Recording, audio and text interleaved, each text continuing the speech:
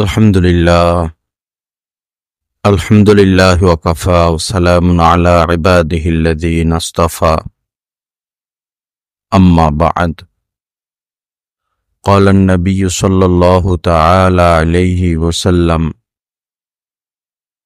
الدنيا كلها متاع وخير متاع الدنيا المرأة الصالحة وقال عليه الصلاة والسلام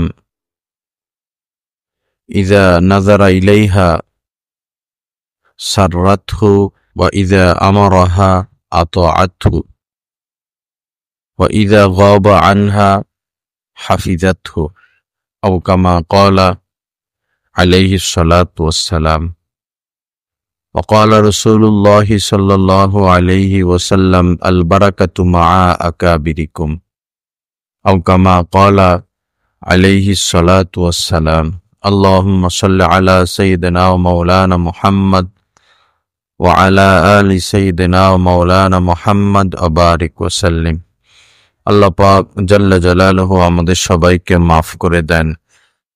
আজকের এই মাজমাকে আল্লাহ পাক কবুল করেন। আল্লাহ পাক জাল্লা জালালুহু আমাদের সকলের জন্য জান্নাতুল ফিরদাউসের ফয়সালা করে দেন। এ এলাকার সকল নারী পুরুষ ছেলে মেয়ে সকল মানুষকে আল্লাহ পাক হেদায়েতে কামেলা নসিব করে দেন। লা ইলাহা ইল্লাল্লাহ আল্লাহ আস্তাগফিরুল্লাহ আস্তাগফিরুল্লাহ আস্তাগফিরুল্লাহ আল্লাযী লা ইলাহা ইল্লা হুয়াল হাইয়ুল কাইয়্যুম ওয়া আতুবু ইলাইহি আস্তাগফিরুল্লাহ আল্লাযী লা ইলাহা ইল্লা হুয়াল হাইয়ুল কাইয়্যুম ওয়া আতুবু ইলাইহি। বান্দার কাজ হচ্ছে সব সময় আল্লাহকে স্মরণে রাখা, আল্লাহ পাককে রাজি রাখা, আল্লাহ পাককে খুশি রাখা, আল্লাহ পাকের আনুগত্য করতে থাকা। যদি কদাচিৎ ভুল হয়ে যায়, গুনাহ হয়ে যায়, পাপ হয়ে যায়, দেরি না করে সম্পর্ক ভালো করে নেওয়া, অর্থাৎ ক্ষমা চাইতে থাকা। ক্ষমাকে আল্লাহ পাক অনেক বেশি পছন্দ করেন।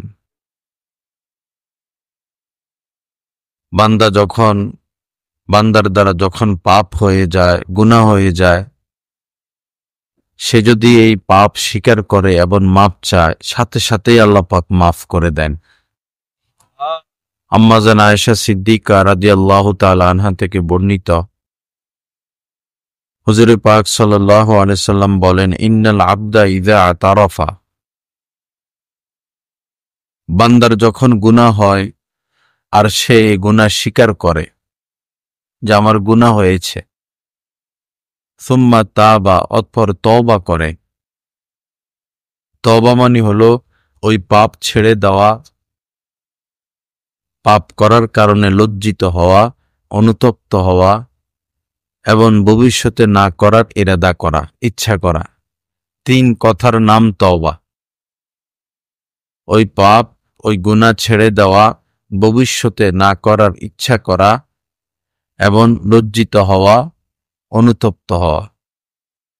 তো গুনাহ করার পর যখন বান্দা গুনাহ স্বীকার করবে এবং আল্লাহ পাকের কাছে তওবা করবে, তাবাল্লাহু আলাইহি, আল্লাহ পাক তার তওবা সাথে সাথে কবুল করে নেন, অর্থাৎ তাকে মাফ করে দেন। তো আমাদের কাজই হলো বারবার বারবার বারবার আল্লাহ পাকের কাছে মাপ চাওয়া। গুনাহ করে গুনাহকে পাকাইতে নাই, বাড়াইতে নাই। গুনাহকে বাড়াইতে থাকলে তো গুনাহ বাড়তে থাকবে, আল্লাহ পাকের সাথে দূরত্ব সৃষ্টি হইতে থাকবে। এক পর্যায়ে গুনাহ করতে করতে আমি সীমা লঙ্ঘনকারী হয়ে যাব, আর তখনই আমার উপর আযাব, গজব, বিপদ, মুসিবত চলে আসবে। এজন্য কাজটা খুব সোজা। গুনাহ হইলেই আবার মাপ চাওয়া, গুনাহ হইলেই আবার মাপ চাওয়া, গুনাহ হলেই সাথে সাথে ক্ষমা চেয়ে নেওয়া। তখন আল্লাহ পাকের সাথে সম্পর্ক ভালো থাকে, তাজা থাকে। আল্লাহ আমাদের সবাইকে তৌফিক দান করেন। আল্লাহ পাকের কাছে বেশি বেশি মাপ চাওয়ার তৌফিক দান করে। ইস্তাগফিরু রব্বাকুম সুম্মা তুবু ইলাইহি। আল্লাহ পাক জাল্লা জালালুহু বলেছেন যে তোমাদের রবের কাছে তোমরা ক্ষমা চাইতে থাকো। ইস্তাগফিরু, ক্ষমা চাইতেই থাকো, কাজে এটা মরণ পর্যন্ত ক্ষমা চাও এবং তার কাছে তওবা করতে থাকো। ওয়াসারিউ ইলা মাগফিরাতিম মির রাব্বিকুম ওয়া জান্নাহ। অন্য আয়াতে কারিমার মধ্যে আল্লাহ পাক বলেছেন যে তোমাদের রবের ক্ষমা এবং জান্নাতের দিকে তোমরা দ্রুত ছুটে আসো। ওয়াসারিউ, দ্রুত ছুটো। ওয়াসারিউ ইলা মাগফিরাতিম মির রাব্বিকুম, তোমাদের রবের ক্ষমা ও জান্নাহ এবং জান্নাতের দিকে। আরজুহাস সামাওয়াতু ওয়াল আরদ, যে জান্নাতের প্রশস্ততা আসমান এবং জমিনের প্রশস্ততার ন্যায়, সে জান্নাতের দিকে ছুটে আসো। আল্লাহ পাক আমাদেরকে বেশি বেশি আল্লাহর কাছে মাপ চাওয়ার তৌফিক দান করেন।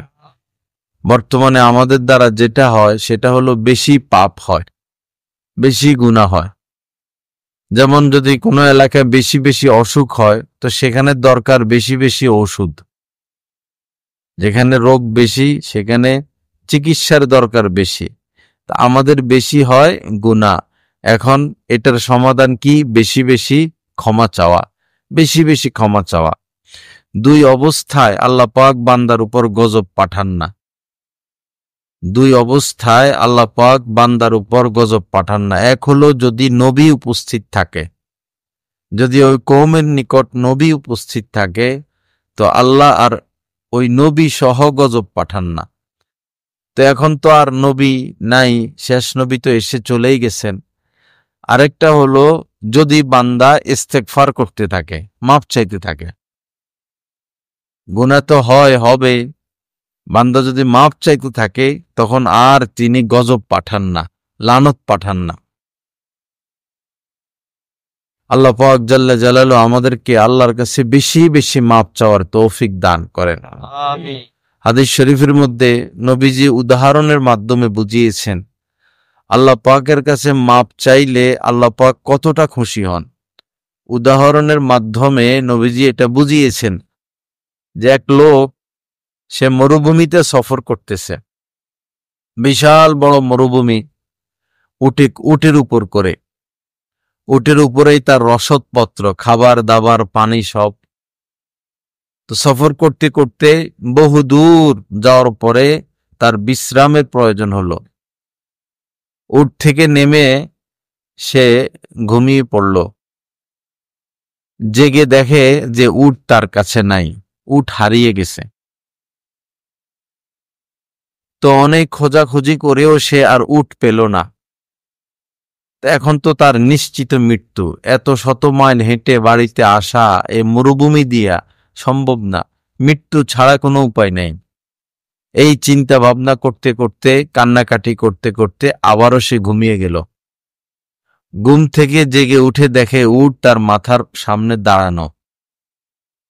নবীজি বলেন যে এই লোক তো প্রায় মৃত্যু অবস্থায় নিজের জীবনের আশাই ছেড়ে দিছে যে আমার তো আর দেশে ফিরা সম্ভব না, উট হারিয়ে গেছে। এই অবস্থায় যখন সে উট খুঁজে পেল, উট খুঁজে পাওয়ার পরে সে যতটা খুশি হবে, বান্দা আল্লাহর কাছে ক্ষমা চাইলে আল্লাহ এর থেকে বেশি খুশি হন। তো যে বিষয়টা আল্লাহ এত খুশি হন সেই বিষয়টা বেশি বেশি করতে আমাদের তো কোনো বাধা নাই। কত সোজা, আস্তাগফিরুল্লাহ এতটুকু বললেও হয়। আস্তাগফিরুল্লাহ, আস্তাগফিরুল্লাহ, আস্তাগফিরুল্লাহ। অথবা বাংলাতে আল্লাহ মাফ করে দেন, আল্লাহ মাফ করে দেন, আল্লাহ মাফ করে দেন। সব সময় আল্লাহ পাকের কাছে মাপ চাইতে থাকা, সব সময় বিরাজমান, বেশি এটা। সাথে যদি আরেকটা হয় তওবা, আস্তাগফিরুল্লাহ ওয়া আতুবু ইলাই, তাহলে ইস্তেগফারও হয়ে গেল, তওবা হয়ে গেল। হাদিস শরীফের মধ্যে এসেছে যে কাহারও গুনাহ যদি এত পরিমাণ হয় যে সারা পৃথিবীতে যতগুলো গাছ রয়েছে এই গাছগুলোর মধ্যে যতগুলো পাতা আছে, কাহারও গুনাহ যদি এই পরিমাণও হয় আর এই ব্যক্তি ঘুম যাওয়ার আগে, রাত্রে ঘুমানোর আগে আস্তাগফিরুল্লাহাল্লাযী লা ইলাহা ইল্লা হুয়াল হাইয়ুল কাইয়্যুম ওয়া আতুবু ইলাইহি, এই ইস্তেগফারটা 3 বার পড়ে আল্লাহ পাক তার সমস্ত গুনাহ মাফ করে দেন। কত সোজা, মুআমালা পরিষ্কার করে ঘুমায়ে গেলাম। কিছুদিন আগে খবর পেলাম যে স্বামী স্ত্রী একসাথে শোয়া।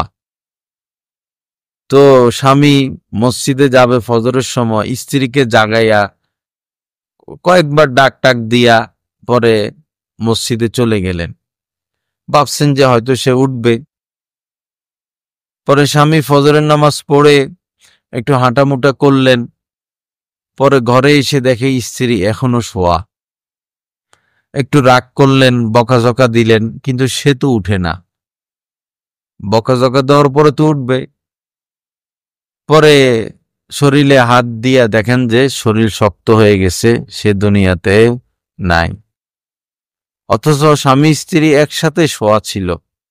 কখন যে রাত্রে তার ইন্তেকাল হয়ে গেছে স্বামীরও খবর নাই। মৃত্যুটা সোজা, সহজ।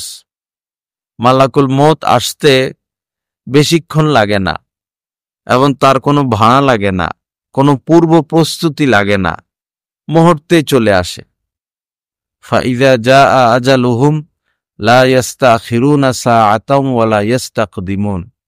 আল্লাহ পাক বলেছেন, যখন মানুষের মৃত্যুর সময় হয়, একদম নির্দিষ্ট সময়, আজালন, নির্দিষ্ট সময়ে, না আগে না পরে, মালাকুল মউত তার কাছে চলে আসে এবং তার জান কবজ করে ফেলে। এজন্য বাবা, মুআমালা পরিষ্কার রাখা, সাফ রাখা। যেমন কেউ ঢাকা যাবে বা বিদেশে যাবে, তো সে আগ থেকে প্রস্তুতি নিয়ে থাকে, জামা কাপড় ধুয়ে রাখে, ইস্ত্রি করে রাখে, ব্যাগ গোছায়া রাখে, ব্যাগের মধ্যে সাবান, মেসওয়াক, আতর, চিরুনি, যা যা লাগে সব ঢুকাইয়া রাখে, যে আমি ঢাকা যাব, প্রস্তুতি নিয়ে রাখে। যখনই কল আসে যে আপনি অমুক তারিখে আসেন, অথবা টিকিট পেয়ে যায়, তো মুহূর্তের মধ্যে সে রওনা হয়ে যায়। আর কিছু প্রস্তুত করতে হয় না, আগেই সব প্রস্তুত করে রাখে। তদ্রূপ হঠাৎই যখন মালাকুল মউত চলে আসবে, তা আমাদের যেন আগ থেকে প্রস্তুতি থাকে, আসলেই যেন আমরা রওনা হয়ে যেতে পারি, কোনো টেনশন যেন করতে না হয়। কাফেরের মৃত্যু খুব কঠিন হয়, পাপীদের মৃত্যু খুব কঠিন হয়, দৌড়াদৌড়ি ছুটাছুটি করে। অনেক মানুষ আছে মৃত্যুর আগে শুধু চোখ ছুটাছুটি করে, এই দাঁড়ায়, এই বসে, এই শুয়ে যায়, এদিকে যায়, সেদিকে যায়। মানে সারা জীবন পাপ করেছে, এখন সে যাইতে রাজি নাই, মরতে রাজি নাই। কারণ মারা যাওয়ার পরেই তো তার জন্য জাহান্নামের ব্যবস্থা, আগুনের ব্যবস্থা। আবার যারা নেককার আল্লাহওয়ালা, তারা মালাকুল মউত হযরত আজরাইল এসে তাদেরকে সালাম দেয়, ইয়া আব্দাল্লাহি, আসসালামু আলাইকুম, ইয়া আব্দাল্লাহ, ইয়া ওলি আল্লাহ, যে হে আল্লাহর ওলি, আপনাকে সালাম। সালাম দেয় তারা, এসে ইজ্জতের সাথে নিয়ে যায়। এজন্য আমার বাবা, বেশি লম্বা আশা না করা। আমাদের যেটা অনেকগুলো ভুলের মধ্যে এটা একটা ভুল, আমরা লম্বা লম্বা আশা করি, বড় বড় স্বপ্ন দেখি। স্বপ্ন দেখা তো সোজা। মনে করেন কেউ স্বপ্নে দেখলো যে আমি 50 তলা বিল্ডিং বানাবো 100টা। এই স্বপ্ন দেখতে কতক্ষণ লাগে? 5 সেকেন্ড লাগে, 3 সেকেন্ড লাগে। বড় বড় বিল্ডিং বানাবো, এক একটা 100 তলা, 50টা বানাবো, পুরাটা গ্লাস দিয়ে বানাবো, বা পুরাটা স্বর্ণ দিয়ে বানাবো, বা পুরাটা হীরা দিয়ে বানাবো। কল্পনা করতে তো সোজা, কিন্তু এটার বাস্তবায়ন অনেক কঠিন। অনুরূপভাবে অনেক স্বপ্ন আমরা দেখি, অনেক বড় বড় আশা আমরা মনে মনে করতে থাকি, এটা ঠিক না। এরকম স্বপ্ন, দুনিয়া কেন্দ্রিক এরকম স্বপ্ন দেখা ঠিক না। স্বপ্ন দেখতে হবে আল্লাহকে নিয়ে, যে আমি আল্লাহর ওলি হব, আল্লাহর সাথে আমার মহব্বত হবে, আল্লাহর সাথে আমার সম্পর্ক হবে, আমি দ্বীন কায়েম করব, আমি ইসলামের জন্য শহীদ হব। এগুলো স্বপ্ন দেখা। আল্লাহর সাথে আমার মারেফত কায়েম হবে, আমি আল্লাহ পাকের তাজাল্লি দেখব, এগুলো স্বপ্ন দেখা। তখন অন্তর আত্মার মধ্যে শান্তি আসবে, রুহে শান্তি আসবে। আর যদি স্বপ্ন দেখেন আমার পাশের বাড়িওয়ালা একতলা বিল্ডিং বানিয়েছে এমন এমন, আমি এর থেকে সুন্দর করে বানাবো, কেমনে বানাবো, এই ব্যবসা করব, সেই ব্যবসা করব, এই করব, সেই করব, এগুলো করলে মনের মধ্যে জ্বালা বাড়ে, যন্ত্রণা বাড়ে, অশান্তি বাড়ে, সুখ আসে না। আল্লাহ পাক আমাদের সবাইকে তৌফিক দান করেন। আমাদের জীবনটা হবে ইবাদত কেন্দ্রিক। অমা খালাকতুল জিন্না ওয়াল ইনস ইল্লা লিয়াবুদুন। কোরআনে কারিমে আল্লাহ পাক বলেছেন, এই জিন জাতি এবং মানব জাতি, মানুষকে কেবলমাত্র আমি আমার ইবাদতের জন্য সৃষ্টি করেছি। কাজই হচ্ছে আমাদের ইবাদত করা।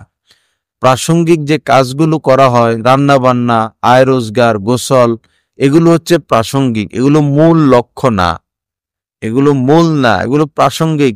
আর দুনিয়া দারুল আসবাব, দুনিয়া চলতে হলে এগুলো লাগবে, কিন্তু লক্ষ্য হচ্ছে আল্লাহর ইবাদত, লক্ষ্য হচ্ছে আল্লাহর সন্তুষ্টি, লক্ষ্য হচ্ছে আল্লাহ পাকের মারেফাত। এজন্য যখন কোনো কাজেও আমরা থাকি, যেমন রিক্সাওয়ালা রিক্সা চালায়, তো এই রিক্সা চালানো অবস্থায় তার মুখ তো বন্ধ, সে মুখে বলবে লা ইলাহা ইল্লাল্লাহ, মাঝে মধ্যে বলবে সুবহানাল্লাহ, মাঝে মধ্যে বলবে আল্লাহ মাফ করে দেন। মুখের দ্বারা সে আল্লাহকে সন্তুষ্ট রাখবে। রিক্সা চালাচ্ছে, চোখ দিয়ে রাস্তাঘাট দেখে, আরেকটা করবে, চোখ দিয়া ভিন নারীর দিকে তাকাবে না, চোখ দিয়া ভিন নারীর দিকে তাকাবে না। ভিন নারী সামনে চলে আসলো তো সে নজরকে হেফাজত করবে।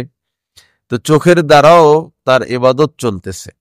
আবার দিল খালি, রিক্সা চালাচ্ছে হাত পা দিয়া, দিল তো কোনো কাজ করতেছে না, এবং দিলে দিলে আল্লাহকে স্মরণ করবে, দিলে দিলে আল্লাহকে স্মরণ করবে। আল্লাহ এত সুন্দর আকাশ তুমি সৃষ্টি করেছ, এত সুন্দর বাতাস আমাদের গায়ে লাগে, কি সুন্দর রোদ, কি সুন্দর ফলমূল, কি সুন্দর তরু তরকারি।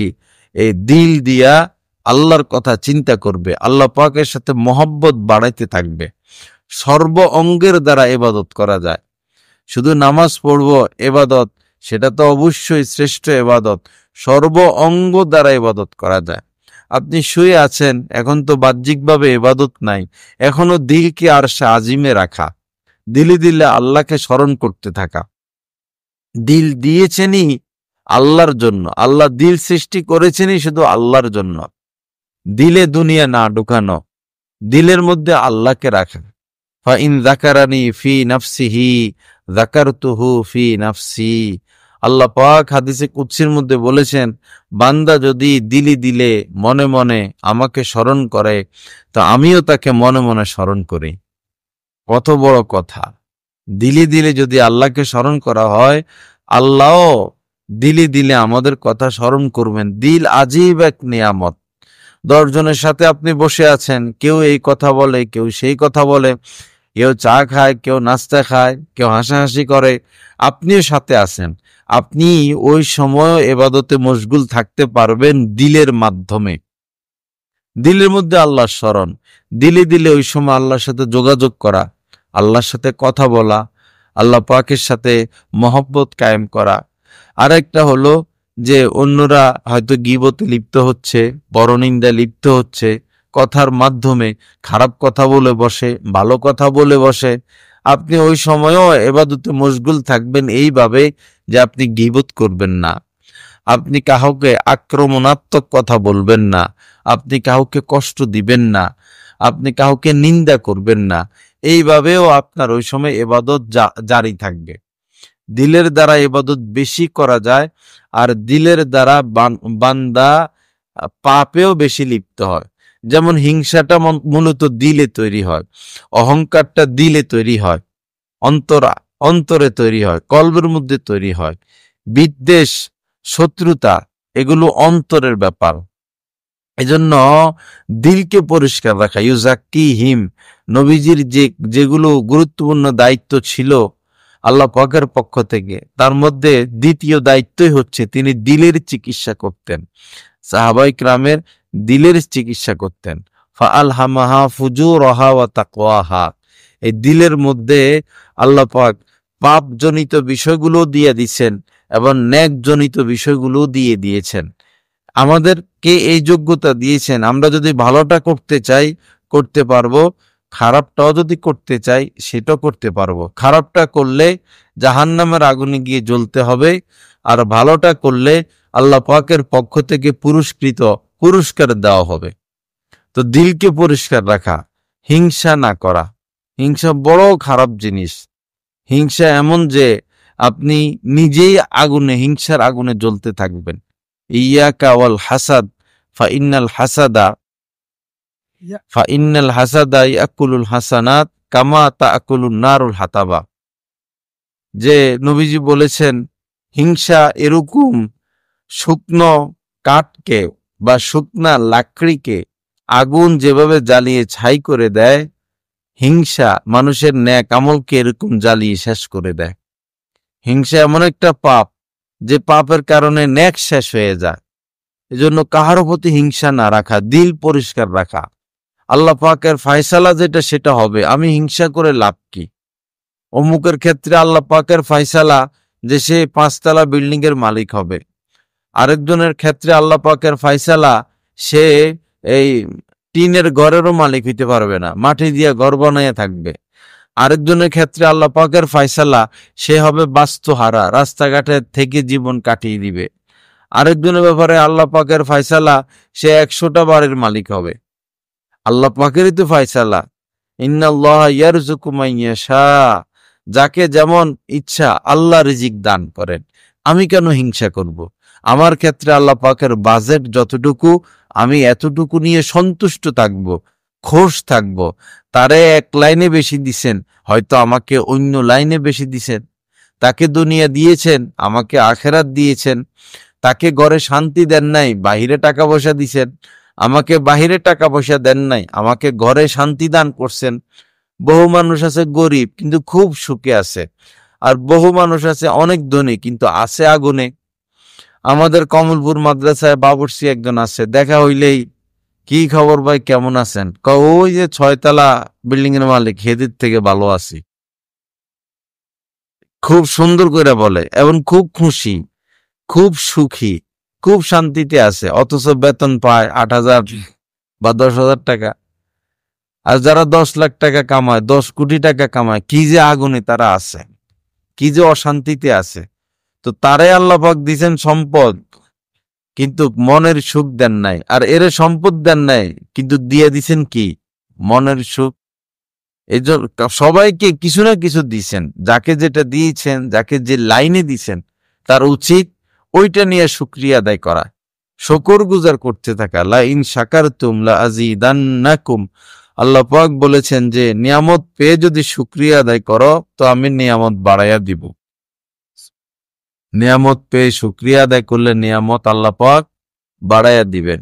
নেত্রকোনার ওইদিকে মাহফিলে গেছিলাম, নান্দায় একজন মানুষ যিনি মাদ্রাসার মুহতামিম, তিনি 50 বছর ধরে বিছানায় শোয়া। 5 বছর বয়সে উনার এমন একটা রোগ হয় যে হাত পা সব এভাবে সোজা হয়ে গেছে, আর বাঁকা করতে পারে না, হাতও পাও বসতে পারে না, কোমরও সোজা হয়ে গেছে। ওনার শরীরে কোনো গোশত নাই, এই চামড়া গিয়ে হাড্ডির সাথে লেগে গেছে। আমাদেরকে হাত দেখাইছে, বুকের সব হাড্ডি বাইরে রয়েছে, শুয়ে থাকে 50 বছর ধরে শোয়া। এখন তার আর কেউ নাই, বিয়ে তো করতে পারে নাই। আগে মা ছিলেন, মা প্রস্রাব পায়খানা করলে মা পরিষ্কার করতো, এখন মাও নাই, এই একাই জীবন। তো এই ভ্যানের উপরে শুয়ে থাকে, ভ্যানের উপরে শোয়, কেউ একজন ভ্যান চালায়, জায়গায় জায়গায় যায়, মানুষের থেকে টাকা পয়সা নেয়, আর বড় একটা মাদ্রাসা চালাইতেছে। নিজের নামও সে লিখতে পারে না, অথচ বড় একটা মাদ্রাসা সে চালাইতেছে। তো দেখুন, সে জীবনে 5 বছর বয়সে তো সে অসুস্থ, তো সে জীবনটা সে পায় নাই, দুনিয়া পায় নাই, সে বিয়ে শাদী করতে পারে নাই, তার ছেলে মেয়ে নাই, কিন্তু তাকে আল্লাহ পাক ইজ্জত দিছেন। এরকম একটা প্যান্ডেল করছেন, এই প্যান্ডেলের নিচে উনি শোয়া, হাজার হাজার মানুষ আসতেছে, দেখতেছে, যাইতেছে, আসতেছে, দেখতেছে, যাইতেছে।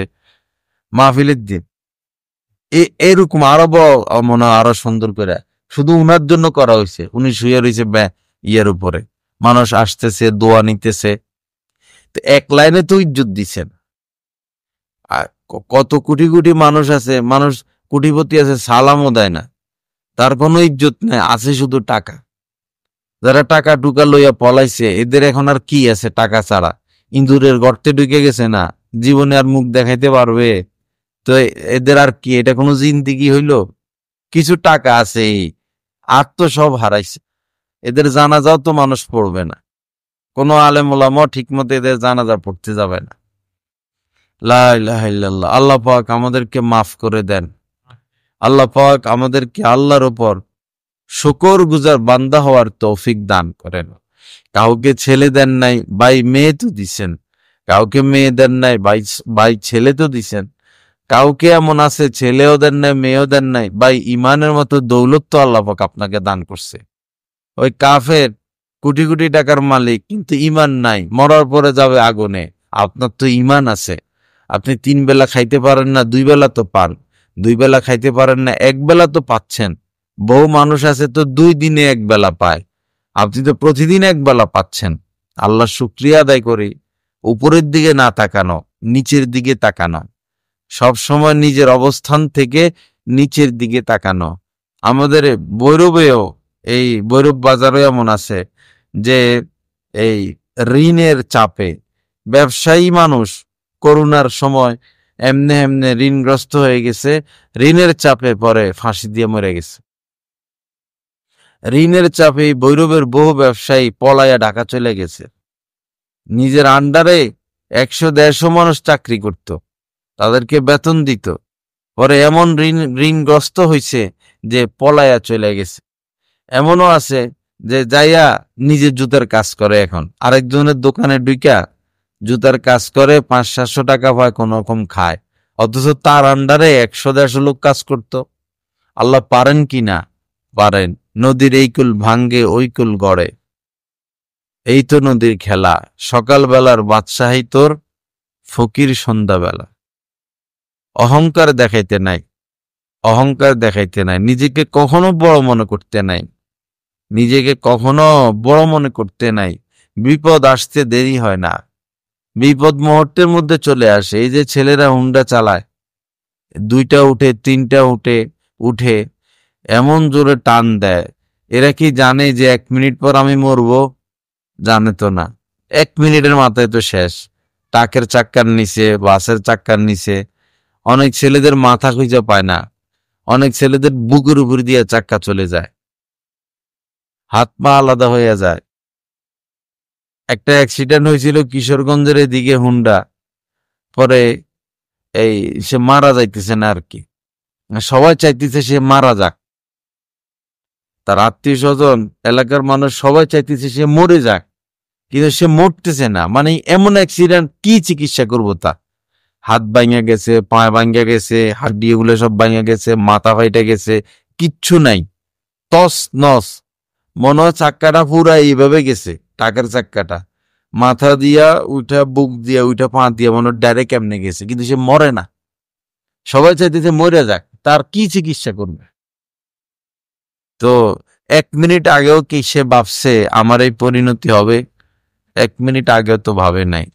বিপদ আসছে কতক্ষণ, নিঃশ্বাস বন্ধ হয়ে মানুষ মরে যায়, মুহূর্তের মধ্যে হার্ট অ্যাটাক করে মানুষ মরে যায়। ভৈরব বাজার চক বাজারে এক লোক ব্যবসায়ী, নৌজওয়ান, এ ছোট ছোট 1টা না 2টা বাচ্চা, পরে মারা গেছে হঠাৎ করে, ব্রেন স্ট্রোক করে। পরে সিসি ক্যামেরায় দেখা গেছে সুস্থ মানুষ চা খায়, হাসে, গল্প করে, একদম সুস্থ। কফিটা খাইছে, খাইয়া কফিটা মুখে দিছে, মুখে দেওয়া পর্যন্ত সে সুস্থ। কফির কাপটা লইয়া টেবিল উপরে রাখবো, শেষ। কতক্ষণ লাগলো যাইতে, কতক্ষণ লাগলো? কিন্তু আপনার যদি ব্যাংক ঋণ থাকে 50 লাখ,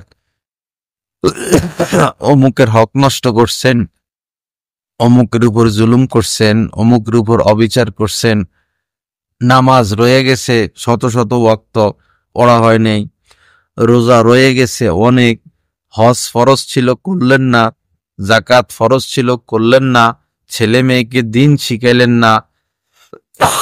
গরম পানি দা। এখন আপনার কি উপায়, আপনার পরিবারের কি উপায়? কি উপায়? আল্লাহ পাক আমাদেরকে সুন্দর জিন্দেগি দান করেন, নেক জিন্দেগি দান করেন। আল্লাহ পাক আমাদেরকে ভালো মানুষ হওয়ার তৌফিক দান করেন। বাবা, বেশি কঠিন হবে বান্দার হক। দুনিয়া থেকে বিদায় নেওয়ার পর এটা কি? এখন কফি খেবে কষি গরম পানি নিতে দিছে, সব দিয়ে উল্টা পাল্টা শুরু করছে আজকে তোমরা।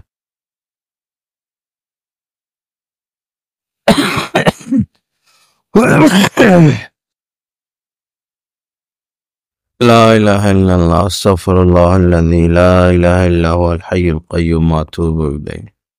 বান্দার হক বড় কঠিন হবে, বড় কঠিন হবে। এ যারা দেশের টাকা লুটপাট কইরা খাইছে, এদের কি উপায় হবে মারা যাওয়ার পরে? কত হাজার বছর এদের জাহান্নামের আগুনে জ্বলতে হবে আল্লাহ পাক জানে। আবার এখন আরেক পক্ষ লাফানো শুরু করছে, ক্ষমতা যাবে, যাওয়ার আগে খাওয়া শুরু করছে। এদের কি উপায় হবে? এরা এমন বেকুব যে এরা শিক্ষা নিল না। আমাদের আগের ওয়ালারা খাইয়া কি বিপদে পড়ছে, এরা শিক্ষা গ্রহণ করল না। এরা এখনই খাওয়া শুরু করছে। এদের লাফালাফি দেখে মনে হয় যে ওরা তো পলানোর সুযোগ পাইছে, এগোরে মানুষ বত্তা বানায় ফেলাইব। এরা পলানোর সুযোগ পাবে না। এই অবস্থা, নসিহত গ্রহণ করে না, শিক্ষা গ্রহণ করে না। আল্লাহ পাক ফেরাউনের লাশ রেখে দিছে, ফেরাউনের লাশ রেখে দিছেন যে আলিয়াউমা নুনাজ্জিকা বিবাদানিকা লিতাকুনা লিমান খালফাকা আয়া।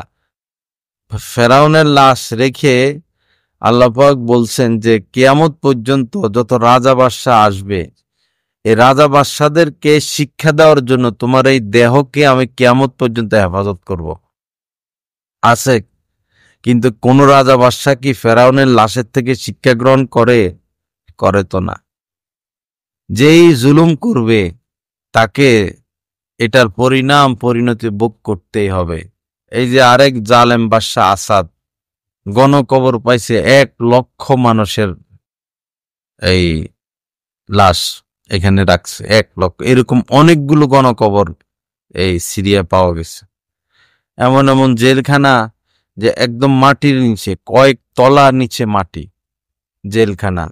জেলখানা এমন যে নিয়া ফালায় রাখছে, আর কোনো খানা দেয় নেই। না খায়া থাকতে থাকতে এরকম মানুষ মারা গেছে। ওই জেলখানার মধ্যে একজন পাওয়া গেছে যে সে মরে নাই, আল্লাহর ওলি।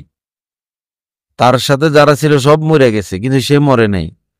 পরে তারে যখন এই আসাদ পলাইছে, যখন ওই জেলখানা থেকে তাকে উদ্ধার করা হয়েছে, পরে দেখলো যে সব হাড্ডি কঙ্কাল আশপাশ, তো সে জীবিত।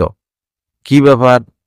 কয় আমার যখনই ক্ষুধা লাগতো আমি বলতাম সুবহানাল্লাহ, আলহামদুলিল্লাহ, ওয়ালা ইলাহা ইল্লাল্লাহ, আল্লাহু আকবার, জিকির করতাম, ক্ষুধা চলে যাইত। কয়েক বছর নাকি সে এইভাবে জীবিত।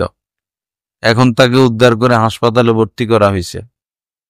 তো দেখেন, এই আসাদ নিজের ক্ষমতার জন্য কত ভাবে কত মানুষকে কত কষ্ট দিছে। আজ তার এই পরিণতি যে সে লজ্জায় ঘর থেকে বের হতে পারবে না। তো দুনিয়াতে এই শাস্তি, মৃত্যুর পরে এদের কি উপায় হবে? লা ইলাহা ইল্লাল্লাহ। আল্লাহ পাক আমাদের সবাইকে মাফ করে দেন। আল্লাহ পাক সহি বুঝ দান করেন। এজন্য কাহার উপরে অত্যাচার অবিচার করতে নাই, কাহার উপর কখনো অত্যাচার অবিচার করতে নাই। জুলুম করলে যে মাজলুম, মাজলুমের দোয়া বদদোয়া আল্লাহ পাক দ্রুত কবুল করে ফেলেন। যে মাজলুম হয়, মাজলুম যদি কাফেরও হয়, হিন্দুও হয়, রক্ষা নাই, রক্ষা নাই। জুলুম করতে নাই, কোনো গরু ছাগলের উপরও জুলুম করতে নাই, কোনো কীট পতঙ্গের উপরও জুলুম করতে নাই।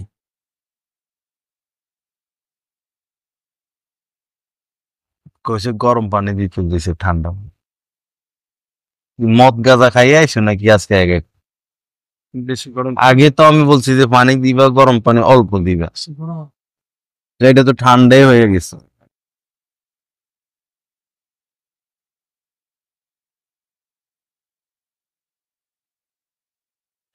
আস্তাগফিরুল্লাহ আল্লাযী লা ইলাহা ইল্লা হুয়াল হাইয়ুল কাইয়্যুম ওয়া আতুবু ইলাইহি।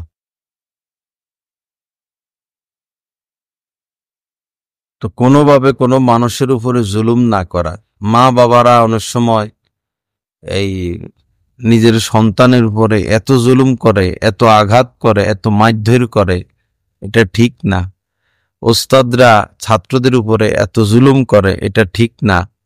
এই বাচ্চাদের একটা অভিশাপ আছে, একটা বদদোয়া আছে, এটা লেগে যায়।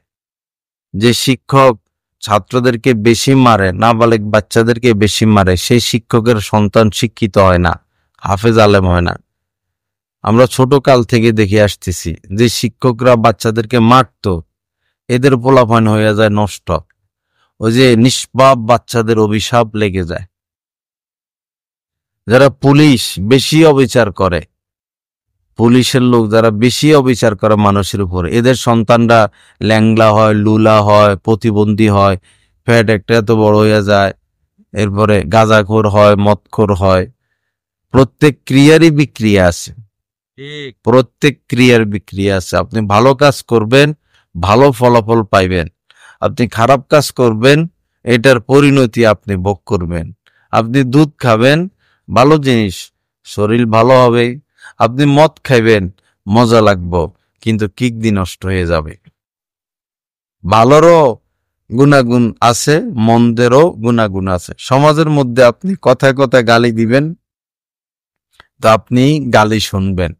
আর আপনি যদি সালাম দেন, ভালো ব্যবহার করেন, তা আপনিও সালাম পাবেন, ভালো ব্যবহার পাবেন।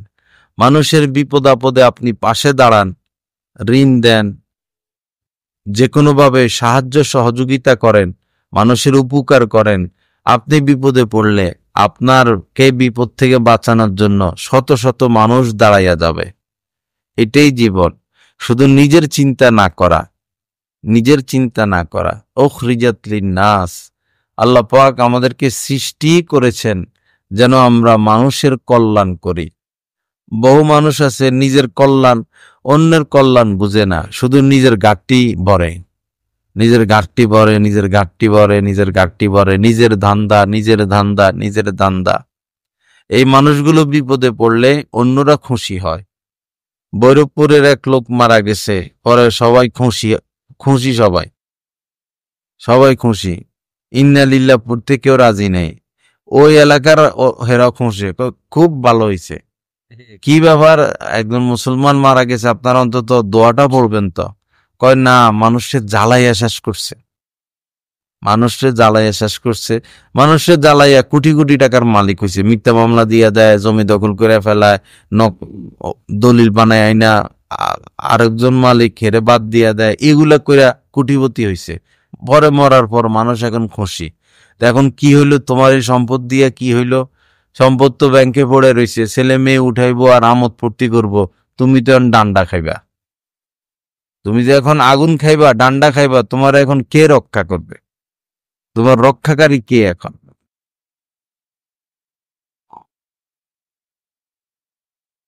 এই ঠান্ডা পানি দিছে, তোমরা পানি মিলাইতে যাও কি জন্য? ডাইরেক্ট এখান থেকে পানিটা দিয়ে, এটা গরম আছে, এটা পর্যাপ্ত গরম আছে। এটা থেকে একটু ডাইলে দেখেন, এটা চলবে, এটা মিক্স করে দিতে হবে। কম টাকা দিয়ে ফ্লাক্স কিনে, আমি কইছি বাজারের সবচেয়ে ভালো ফ্লাক্সটা কিনবা। কম টাকা দিয়ে ফ্লাক্স কিনে আনছো, তো ফ্লাক্সে পানি গরম থাকবো?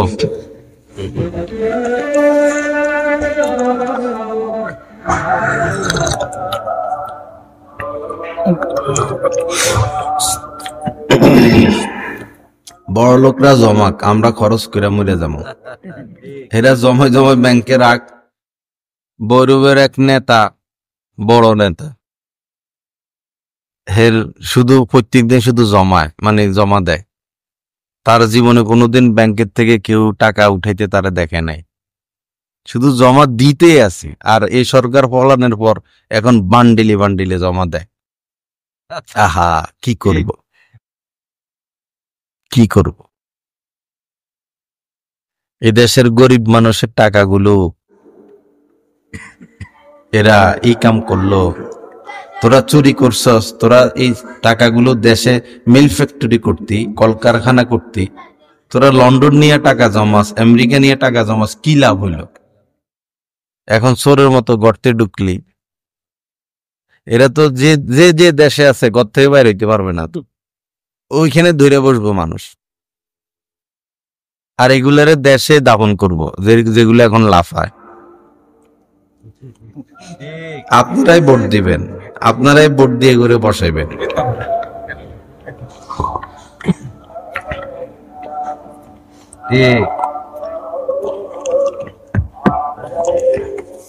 যার ব্যাপারে চুরির অভিযোগ আছে, দুর্নীতির অভিযোগ আছে, তারে ভোট দেওয়া হারাম।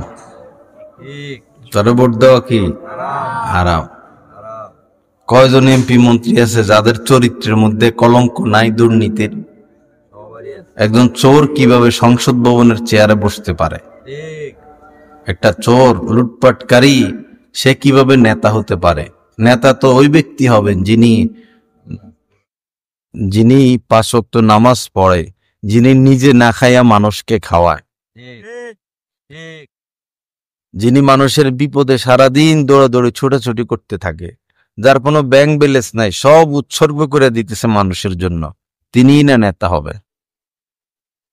লিবিয়ার যে গাদ্দাফি, সে তাঁবুতে থাকতো, আপনারা জানেন কিনা আমি জানি না, সে তাঁবুতে থাকতো, তাঁবুতে। একটা রাষ্ট্রের প্রধান সে থাকতো কিসে?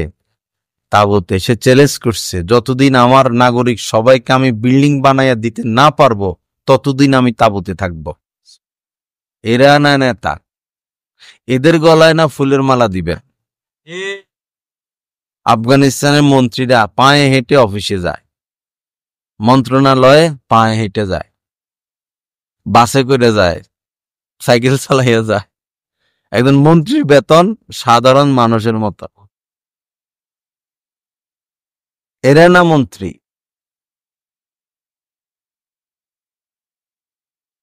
আমাদের বাংলাদেশের মানুষ এক হলো সরল, আরেক হলো অশিক্ষিত বেশি, আরেক হলো হুজুগে, আরেকটা কি হুজুগে।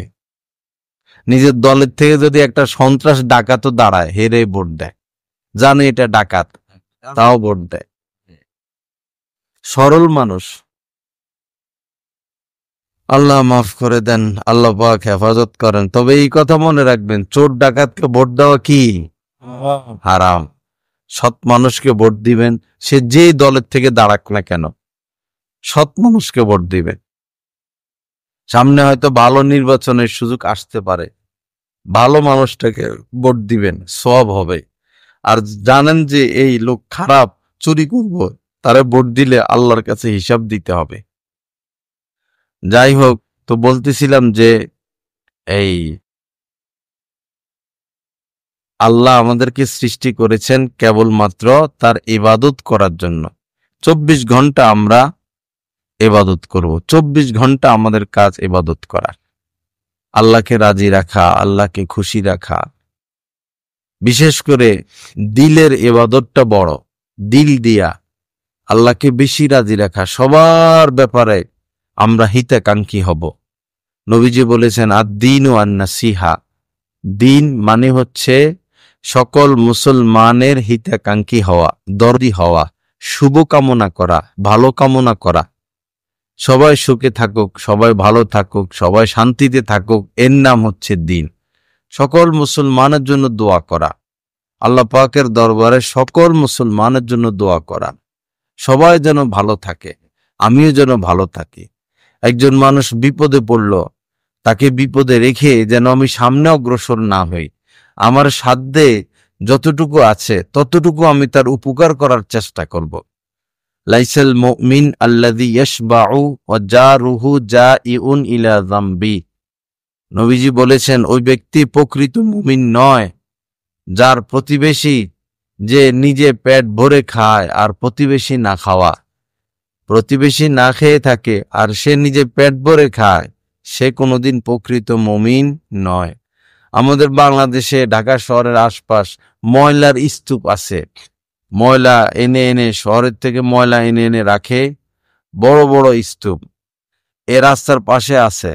কিছু মানুষ আছে এই স্তূপ থেকে কাক আছে না, কালো কালো, এরা এসে খাদ্য সংগ্রহ করে। রাত্রিবেলা শিয়াল এসে খাদ্য সংগ্রহ করে, দিনের বেলা কুকুর এসে খাদ্য সংগ্রহ করে। আবার কিছু হতদরিদ্র মানুষ আছে এই স্তূপ থেকে কিছু খাদ্য সংগ্রহ করে। দেখছেন কিনা কখনো? হকাররা আছে, এখানের ভিতর থেকে কোনো লোহা টোহা হাড্ডি টাড্ডি পাইলে খোঁজে। কিছু গরিব মানুষ আছে এই ময়লার স্তূপ থেকে কিছু খাদ্য খুঁজে খুঁজে বের করে। এই রাস্তা দিয়েই আমাদের প্রধানমন্ত্রীও চলাফেরা করে, মন্ত্রীরাও চলাফেরা করে, এমপিরাও চলাফেরা করে, সচিবরাও চলাফেরা করে, কোটিপতিরাও চলাফেরা করে। এদের চোখ কি কখনো গেল না? এরা কি দেখলো না যে একজন মানুষ কত অভাবে পড়লে ডাস্টবিন থেকে খাদ্য সংগ্রহ করতে হয়? আহা, কি উপায় হবে আমাদের? আল্লাহ কিয়ামতের দিন বলবেন, আমাকেও বলবেন, আপনাকেও বলবেন যে আমি তো অসুস্থ হয়েছিলাম, তোমরা আমাকে আমার সেবা শুশ্রূষা করো নাই, আমি পিপাসিত হয়েছিলাম, আমাকে পানি দাও নাই, আমি ক্ষুধার্ত হয়েছিলাম, আমাকে খাওয়াও নাই। তখন বান্দারা বলবে, আল্লাহ আপনি তো এগুলা থেকে পাক, আপনার তো অসুখ হয় না, আপনার তো ক্ষুধা লাগে না, আপনারা কেমনে খাওয়ামো? আল্লাহ বলবেন যে তোমার প্রতিবেশী অমুক অমুক অসুস্থ হয়েছিল, যদি তার সেবা করতা তা আমার সেবা হয়ে যেত। অমুক অমুক ক্ষুধার্ত ছিল, যদি তারে খাওয়াইতা তা আমাকে খাওয়ানো হয়ে যেত। আল খালকু ইয়ালুল্লাহ, নবীজি বলেছেন সারা পৃথিবীর যত মখলুক আছে, সৃষ্ট জীব আছে, এই সব কিছু হচ্ছে আল্লাহ পাকের পরিবার। সবকিছু নিয়ে আল্লাহ পাকের পরিবার। আমাদের পরিবার আমাদের স্ত্রী সন্তান মা বাবা, আর আল্লাহর পরিবার হচ্ছে সমস্ত সৃষ্টি জগৎ। তো এই সৃষ্টি জগতের মাখলুকের সাথে যে উত্তম ব্যবহার করবে, আল্লাহ পাকের কাছে সে উত্তম, আল্লাহ পাকের কাছে সে শ্রেষ্ঠ। এজন্য কোনো জন্তু জানোয়ার কেউ কষ্ট না দেওয়া, একটা মুরগি তাকে কষ্ট না দেওয়া, একটা বেড়াল তাকে কষ্ট না দেওয়া, একটা কুকুর তাকে কষ্ট না দেওয়া, অবিচার না করা। অনেক অনেক মানুষ কুকুরের গায়ে গরম পানি মেরে দেয়, এরা আসলে কুকুরের থেকেও নিকৃষ্ট হয়ে গেছে। ওরা ক্ষত হয়ে যায়, পচা লাগে, কি কষ্ট, কে ওষুধ লাগাবে, কে কুকুরটাকে চিকিৎসা করবে? এইভাবেই ভুগতে ভুগতে পরে কুকুরটা মারা যায়। তো কতগুলো অভিশাপ সে দিয়া গেল, কতগুলো অভিশাপ সে দিয়া গেল। আল্লাহ পাক আমাদেরকে মাফ করে দেন, আল্লাহ পাক আমাদেরকে ভালো মানুষ হওয়ার তৌফিক দান করেন। যাই হোক, বেশি লম্বা কথা আমি আর বলবো না। সবার প্রতি অনুরোধ হলো, ভাইরা, সুন্নত মোতাবেক চলার চেষ্টা করবেন। সব কাজকর্ম যেন সুন্নত মোতাবেক হয়, পাশাপাশি কোনো গুনাহ যেন না হয়, কোনো গুনাহ যেন না হয়। গুনাহ হয়ে গেলে সাথে সাথে আল্লাহ পাকের কাছে মাফ চাওয়া। আরেকটা হলো হারাম না খাওয়া। এখন বহু নামাজিরাও হারাম খায়, বহু দিনদাররা হারাম খায়, বহু হাজি সাহেবরা হারাম খায়, বহু মসজিদ মাদ্রাসার কমিটির সদস্যরা হারাম খায়, ব্যাংকের থেকে সিসি নেয়, এনজিও থেকে লোন উঠায়। বড় কঠিন অবস্থা। সুদের সাথে এত বেশি সম্পৃক্ততা, সুদকে এখন আর অনেক মানুষ কোনো অপরাধ মনে করে না, মনে করে এটা ব্যবসা বাণিজ্যের একটা শাখা, এটা ব্যবসা বাণিজ্যের কি একটা শাখা, এরকম কিছু মনে করে। আল্লাহ হেফাজত করেন। নবীজি বলেছেন সুদের সর্বনিম্ন পাপ, সুদের সর্বনিম্ন অপরাধ হচ্ছে আপন মায়ের সাথে জিনায় লিপ্ত হওয়া, ব্যভিচারে লিপ্ত হওয়া। এই কথার পর তো আর কোনো কথা থাকতে পারে না। এত মারাত্মক কথা বলার পরেও যদি আমরা সুদের দিকে হাত বাড়াই, তো আমাদের থেকে নিকৃষ্ট আর কি হতে পারে? বাবারা, না খেয়ে মরে যাব কিন্তু হারাম খাবো না, এই হোক আমাদের অঙ্গীকার। না খেয়ে মরে যাব, ব্যাংকের থেকে সুদ নিব না, এনজিওদের থেকে সুদ নিব না। আল্লাহ সবাইকে হেফাজত করেন। আপনার ঘরের এই বাচ্চাগুলো হ্যাঁ, ছোট ছোট বাচ্চাগুলো এরা তো নিষ্পাপ, এরা নিষ্পাপ। এদের মুখে খাদ্য খাবার আপনি দিবেন, কিন্তু আপনি যদি হারাম দেন, আল্লাহর কাছে আল্লাহর দরবারে আপনার কঠিন বিচার হবে। কেন এই নিষ্পাপ বাচ্চাগুলোকে আপনি হারাম খাওয়াবেন? আপনাকে তো হালাল খাওয়াইতে হবে, এদের এদের পেটে হালাল দিতে হবে। কেন আপনি হারাম দিবেন? হারাম দিলেই তো এরা পরবর্তীতে খারাপ হয়ে যায়। একটা গাড়ি দিতে হয় অকটেন, দিতে হয় পেট্রোল, আপনি দিচ্ছেন কেরোসিন তেল, এখন তো গাড়ির ইঞ্জিন নষ্ট হবে, গাড়ি নষ্ট হবে। কেন আপনি গাড়িটাকে ধ্বংস করলেন? কেন গাড়িটাকে শেষ করে দিলেন? এই গাড়িটা ধ্বংস হওয়ার জন্য আপনি দায়ী। তদ্রূপ একটা বাচ্চা, তাকে স্ত্রী, আপনার সন্তান, আপনার স্ত্রী, তাকে হালাল খাওয়ানো আপনার দায়িত্ব। আপনি খাওয়াইতেছেন হারাম, এখন স্ত্রী তো পর্দা করবে না, স্ত্রী তো রাস্তায় রাস্তায় ঘুরবে, সন্তান তো পর্দা করবে না, সন্তান সারাদিন মোবাইল টিপবে, গান বাজনা শুনবে, কারণ তার ভিতরের তেলটা খারাপ দিছেন, তেলটা আপনি খারাপ দিছেন। নিজে হালাল খাইতে হবে, বাচ্চাদেরকে হালাল খাওয়াইতে হবে। নিজে হালাল খাবো, সন্তানদেরকে হালাল খাওয়াবো। আল্লাহ তৌফিক দান করেন। ঘরে ঘরে গান বাজনা, কিয়ামতের এক আলামত হইল খেলার আসবাবপত্র বাড়তে থাকবে, নর্তকী বাড়তে থাকবে, নর্তকী বাড়তে থাকবে, গান বাজনা, ঢোল তবলা, কত কিছু দিন দিন বাড়তেছে। যে সমস্ত মানুষ এ দিন রাত গান বাজনা নিয়ে পড়ে থাকে, এরা নিজেকে কন্ট্রোল করতে পারে না। এরা পাপ করার জন্য পাগলের মতো ছুটতে থাকে, পাগলের মতো ছুটতে থাকে। একটা বাঘ, হিংস্র বাঘ, সে তো এমনি হিংস্র, তো সে যদি 2 দিন 3 দিন না খেয়ে থাকে, 1 সপ্তাহ না খেয়ে থাকে, কতটা সে হিংস্র। তাকে ছেড়ে দিলে হরিণের উপরে, গরুর উপরে সে কিভাবে আক্রমণ করে বসবে। ক্ষুধার্ত বাঘ যেমন হিংস্র, যারা গান শুনে গান দেখে তারা পাপ করার জন্য এরকম হিংস্র হয়ে থাকে, পাপ ছাড়া কিছু বুঝে না। কি পড়ালেখা করবে ছেলেরা, কি পড়ালেখা করবে মেয়েরা, পাপ করার জন্য তো তারা পাগল পারা। গান থেকে, গান বাজনা থেকে তারা পাপ শিখে, সিনেমা থেকে পাপ শিখে, টেলিভিশন থেকে পাপ শিখে, মোবাইল থেকে পাপ শিখে। আল্লাহ হেফাজত করেন। আমার বাবারা, এগুলোকে ছোট মনে করে, স্বাভাবিক মনে করে উড়াইয়া দিলে চলবে না। এগুলো গুরুত্বপূর্ণ সাবজেক্ট। আপনার নিষ্পাপ বাচ্চাটা, তার হাতে আপনি মোবাইল তুলে দিচ্ছেন, নেট, হ্যাঁ, নেটে সে গেমস খেলে, নেটে সে কার্টুন দেখে, এই নেটের মাধ্যমে খারাপ জিনিসও চলে আসে, যেটা আপনার এই নিষ্পাপ বাচ্চাটা বুঝে না। 3 বছর বয়স, 5 বছর বয়স, 7 বছর বয়স, সেটা বুঝে না, কিন্তু সে এটা দেখে, সেটা ভাবে। এই ছোট ছোট বাচ্চারা খারাপ জিনিস দেখলে ভাবে যে নায়ক নায়িকা এরা এরকম নাচানাচি করে কেন, এরকম পোশাক পরে কেন, এরা এগুলো কি করে। এ বাচ্চারা এগুলো ভাবে, এদের মাথায় এগুলো ঘুরে, পরবর্তীতে আস্তে আস্তে তারা ওই পাপ কাজগুলো শুরু করে দেয়।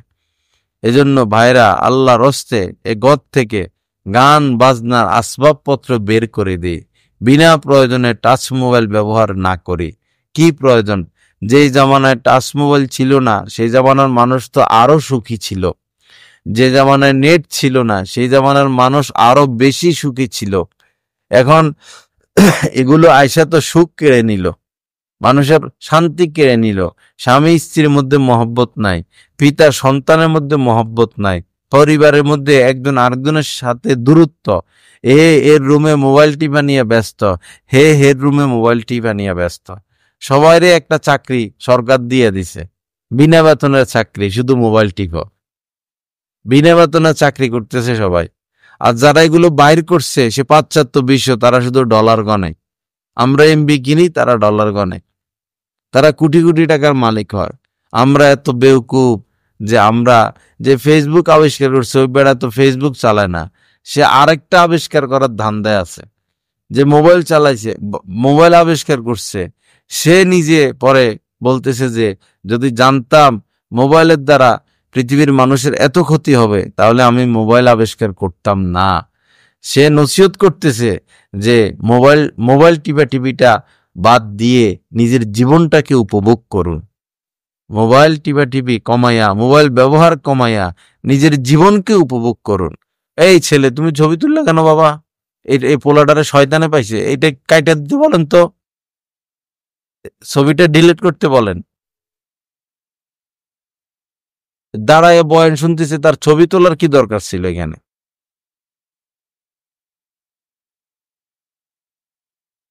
ছবি তোলা হারাম, গুনাহে কবিরা। যে যাই বলুক, তার এটা হলো এদের এগুলো চাপার কথা, বৈজ্ঞানিক তথ্য দেয়। আল্লাহ রাসূল বলতেছে হারাম, হেরা কয় এটা ডিজিটাল হয়েছে, এটা হয়েছে, আসলে পয়সা খাওয়ার দান্দা। কুল্লু মুসাফিরিন ফিন্নার, নবীজি বলতেছেন যারাই ছবি তুলবে তারা জাহান্নামে যাবে। লানাল মুসাফিরিন, যারা ছবি তোলে তাদের প্রতি নবীজি লানত করেছেন। আসাদুন নাসি আযাবান ইনদাল্লাহ আল মুসাফিরুন, নবীজি বলেছেন কিয়ামতের ময়দানে সবচেয়ে কঠিন শাস্তি তাদেরকে দেওয়া হবে যারা ছবি তোলে। এখন বক্তারাই শুরু করছে এটা, কয়টা ডিজিটাল, এটা দিন প্রচার, এটার এই হয়েছে, এটার এই হয়েছে, আসলে বাইরে লওয়ার দান্দা, অন্য কিছু না। ছবি তোলা হারাম, কিয়ামত পর্যন্ত হারাম থাকবে। কেউ কোনো দলিল দিতে পারবে না এটা যে হালাল, শুধু এই যুক্তি দিবে। কোরআন হাদিসের সামনে যুক্তি চলে না। আপনি একটা হারাম জিনিসকে হালাল বলতে হলে ওই মানের হাদিস পেশ করতে হবে। ওই মানের হাদিস পেশ করলেও যদি একটা বিষয়ের পক্ষে হালাল দলিল আছে, আবার হারাম হওয়ারও দলিল আছে, সমান সমান দলিল, তখন শরীয়তের মাসালা হলো এটা হারাম হিসেবে সাব্যস্ত হবে। এখন তো দলিলে নাই, ছবি তোলার পক্ষে তো কোনো দলিল নাই, শুধু বৈজ্ঞানিক ব্যাখ্যা বিশ্লেষণ। সবকিছু ডিজিটাল হইতে পারছে, ছবি তোলার পদ্ধতি কি ডিজিটাল হইতে পারে না? আগে জামানায় কি মাইক ছিল? সরাসরি কথা বলতো, কি চুঙ্গা মুখে নিয়ে কথা বলতো। তো এখন ডিজিটাল হয়েছে, মাইকে কথা বলে। সামনে এটা আরো আপডেট হবে।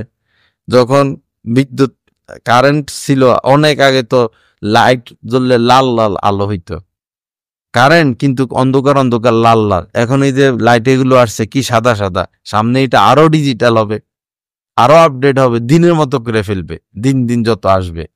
তো সবকিছু ডিজিটাল হইলো মাইনে নিতে পারে, ছবি তোলার সিস্টেমটা শুধু কয় না আগের জামানা যেটা হাত দিয়ে আঁকতো এটা হারাম, সেটা হারাম, আর মোবাইলে তুললে এটা হারাম না, এগুলা কয় পাগলের কথা আর কি।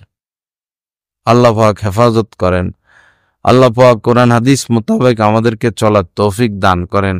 বাচ্চাদেরকে বাবা দিন শিখাবেন, বড় কঠিন সময় চলতেছে, যদি দিন না শিখান এ বাচ্চারা আপনার নাফরমানি শুরু করবে। মা কি জিনিস, বাবা কি জিনিস, মায়ের কি কদর, বাবার কি কদর, মায়ের কি হক, বাবার কি হক, দিন না শিখলে এরা বুঝবে না, দিন না শিখলে এরা বুঝবে না। বিগত সরকার যে ক্ষতিগুলো করছে এই দেশের, টাকা পয়সা, ব্যবসা বাণিজ্য, এই সে, এগুলো তো সামান্য ব্যাপার। সবচেয়ে বড় ক্ষতি করছে শিক্ষা বিভাগকে, শিক্ষাকে সে শেষ করে দিছে, শিক্ষারে একদম জবাই করে দিছে। বা স্কুল কলেজে একটা ইসলাম শিক্ষা ছিল, এটারে একদম গজব করে দিছে, এটারে বাদ দিয়ে দিছে। এরপরে নাস্তিক্যবাদ ঢুকাইয়া, মানে হিন্দু মূর্তি ফুর্তি ঢুকাইয়া শিক্ষাকে সে শেষ করে দিছে।